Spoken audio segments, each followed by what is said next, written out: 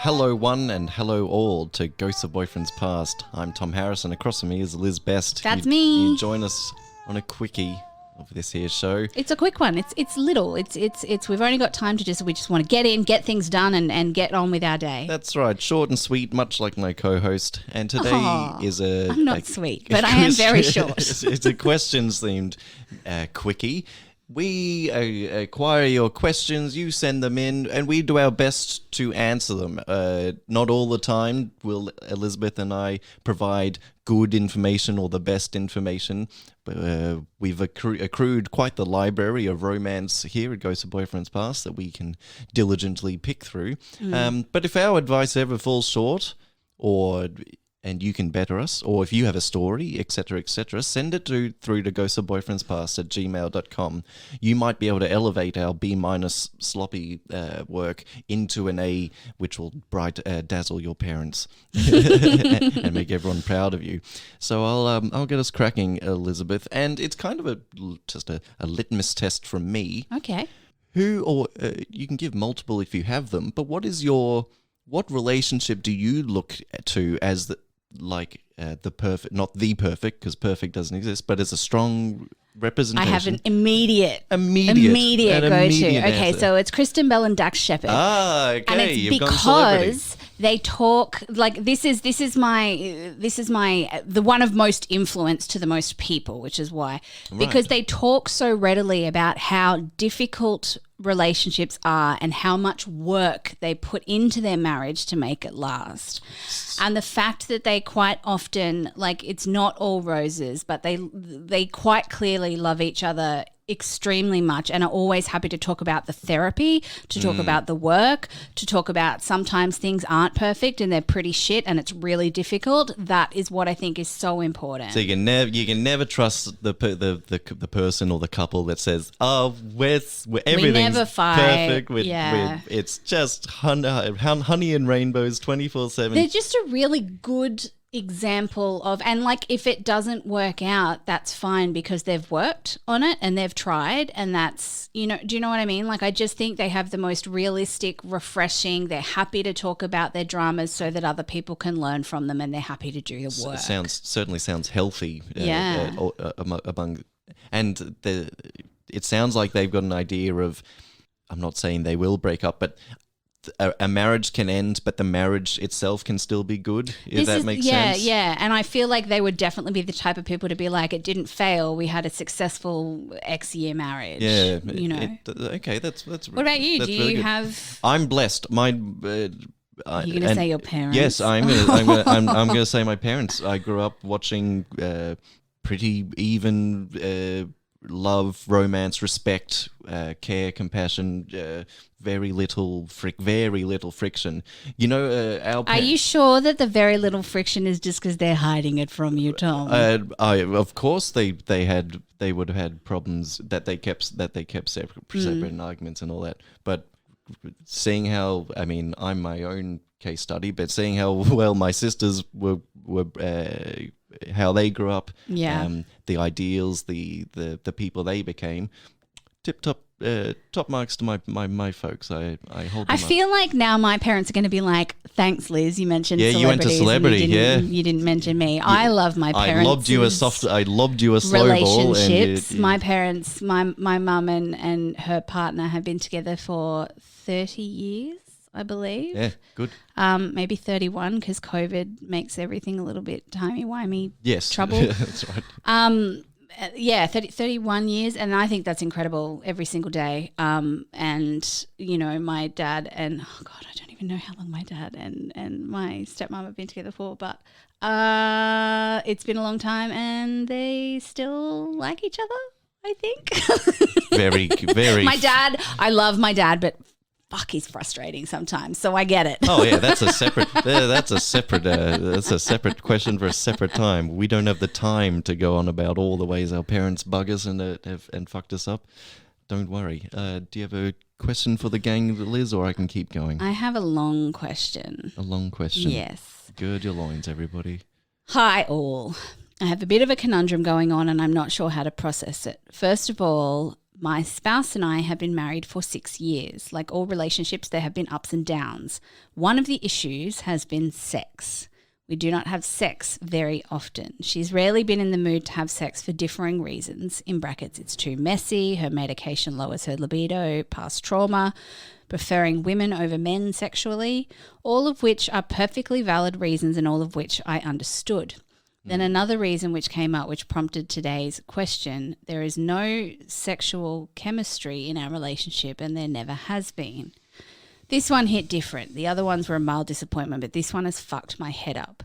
She wants us to see other people sexually but stay married.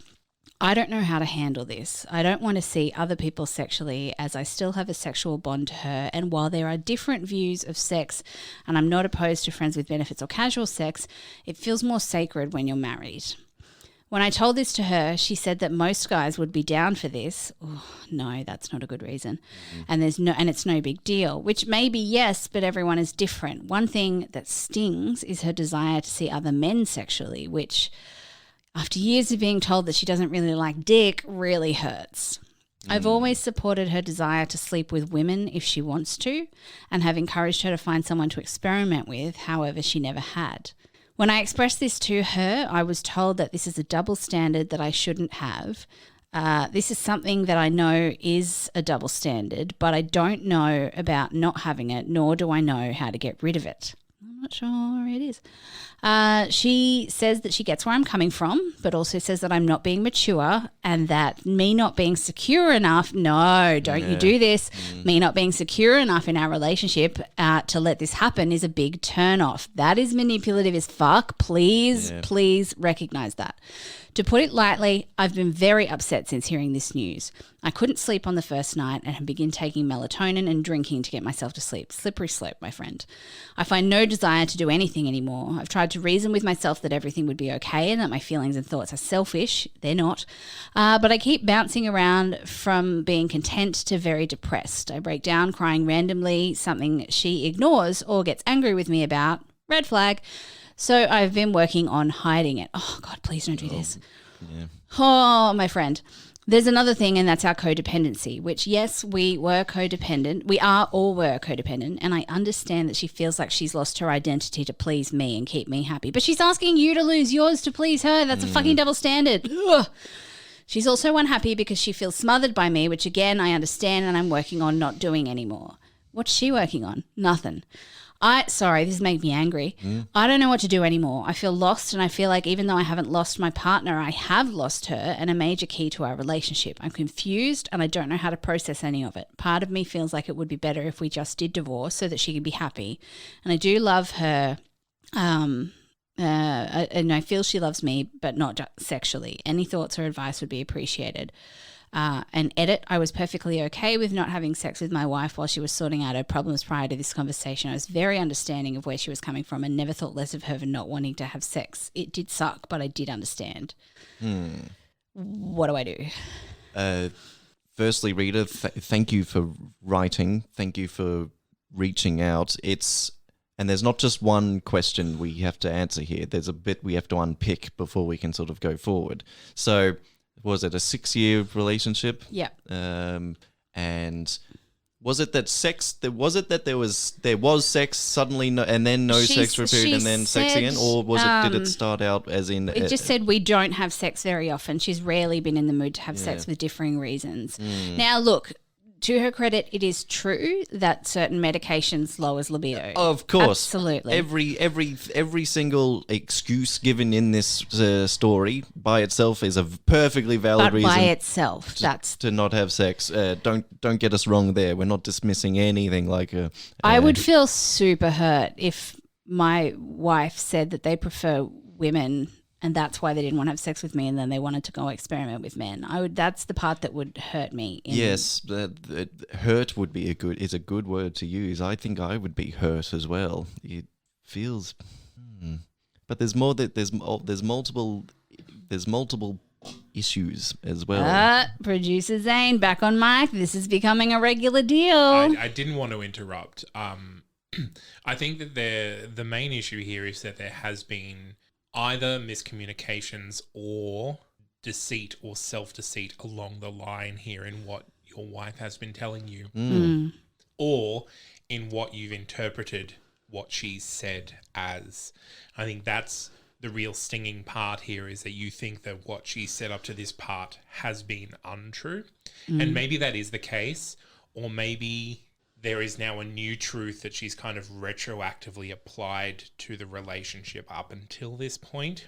I do think that the whole most men would jump at this idea Gross. is a real gross thing to say. And please forget anything like you're not. What did she say? You're not. You're not secure enough. You're That's- not anything like that's- that. You can forget, please. When someone says you're not secure enough to do this, it's basically them saying I dare you. Like it's not anything about you, and you have a right to set a boundary of something that you would like in a relationship, and another person cannot and should not bully you out of that it's not boundary. a challenge to overcome. We've talked about this in a previous episode about swingers, where no one should pressure you into a lifestyle that you don't want to do just because you want to keep that person happy. You cannot. It will be impossible and painful to sustain any kind of relationship where you are doing something to make somebody else happy that you do not also enjoy. That will not work. I don't want to be the bearer of bad news. You can't do the whole, I want them to be happy, so I'm doing it for them. It will never, ever work if you aren't super enthusiastic about it yourself. So do not be manipulated into that. Honestly, I don't often say divorce, but I feel like that's where this has to go eventually. I was getting that inclination as well. Unless she sounds like she's expecting you to do a lot of change for her and not any change for you. There were so many things where you're like, I'm trying to do this, I'm trying to do that, I'm trying to do that. And she just keeps telling you that it's not enough. And I'm not seeing where her compromise is. I'm not here. seeing a middle ground or even attempt to find similar ground between you.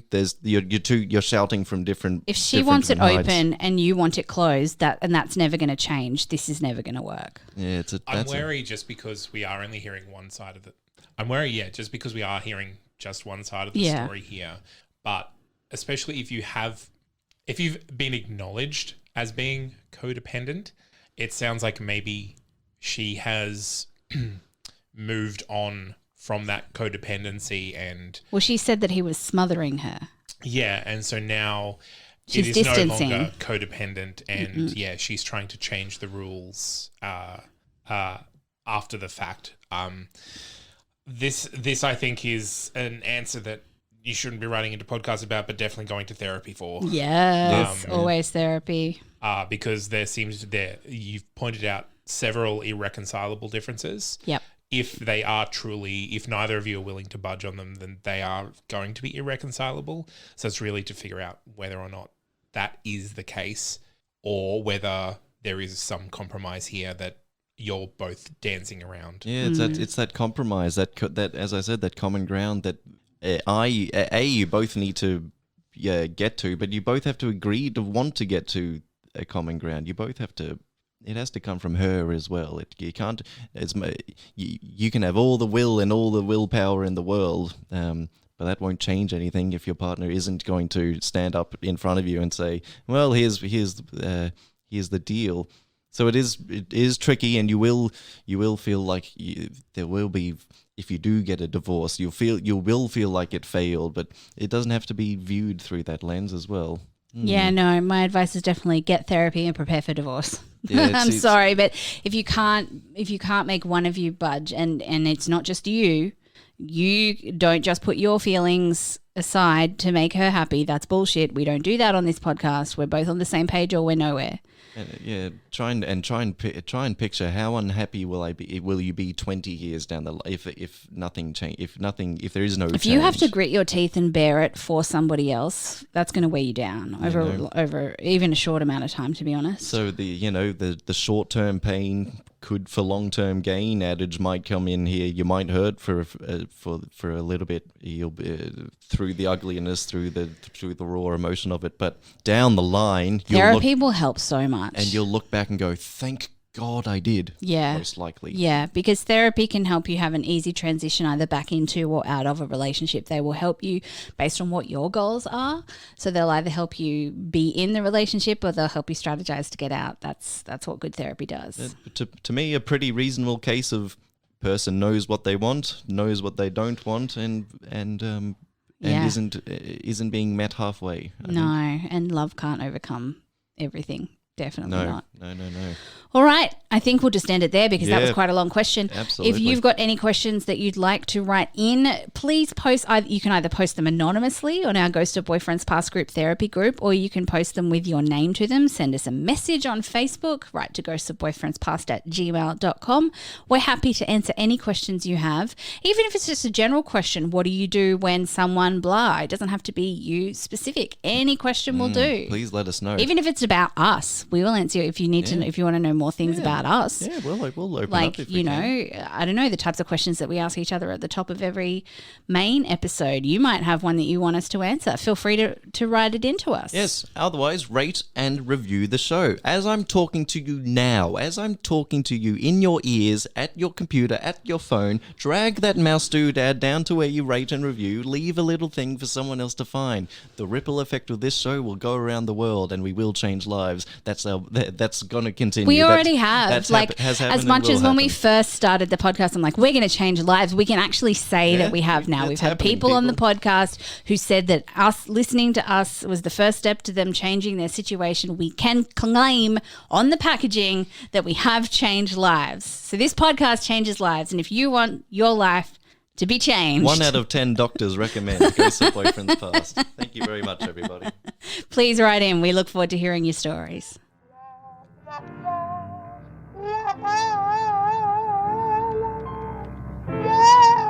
Yeah.